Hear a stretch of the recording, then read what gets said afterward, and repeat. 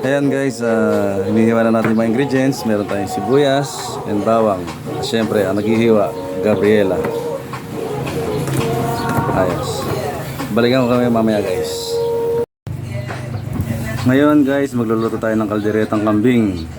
Ayan, i-grill natin guys yung meron tayong kamatis, meron tayong bell pepper, meron tayong white onion. I-grill natin yan kasi mas masarap yung merong sunog-sunog na konti. Ayan, nilalaga pa natin yung karne ng kambing, kaya babalikan ko kayo mamaya guys.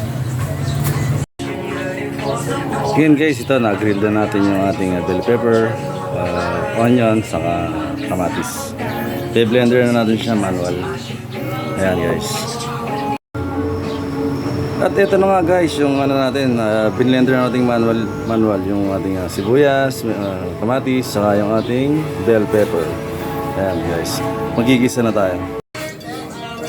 Ayan na guys, magsimula na tayo. Prito na natin yung carrot, saka yung ating patatas.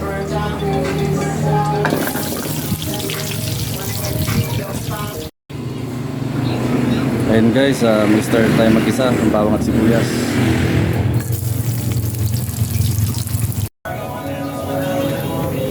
Ito guys, yung ating karne ng kambing, lagay na natin guys. Sangkot siya na natin.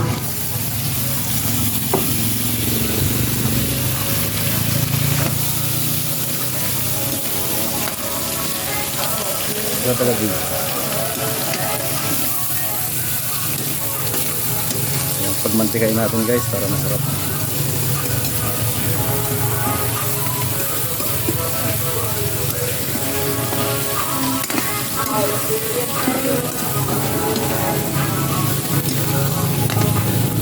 Lagyan natin ng patis para lumabas yung katas niya.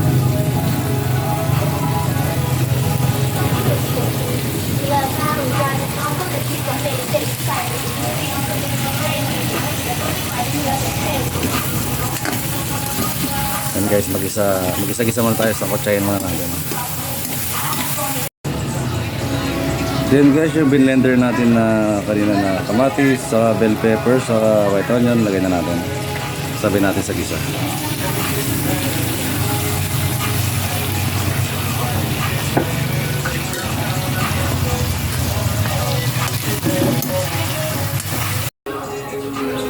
Butter guys, lagyan natin. Margarine. Ano siya guys, gusto natin, lagyan natin ng butter.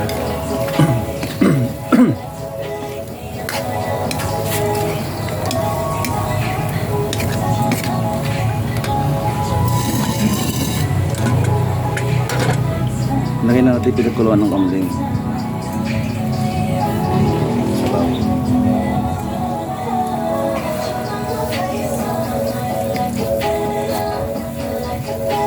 Hintayin natin ang ulo guys.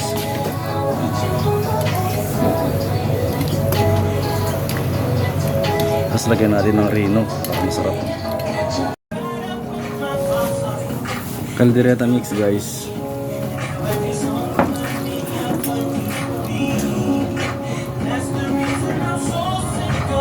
Guys, lagyan na rin natin ng pepper.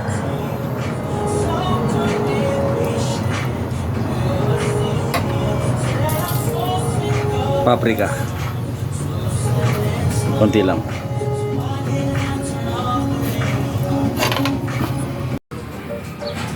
And then guys, lagyan natin ng tomato sauce, reno, saka cheese. Ayan. Natin na siya maluto. Ayan guys, tapos na. Nakalimutan ko pala ilagay kanina yung patatas dati sa carrots. Sibo ko na guys. Attack! Thank you sa panonood.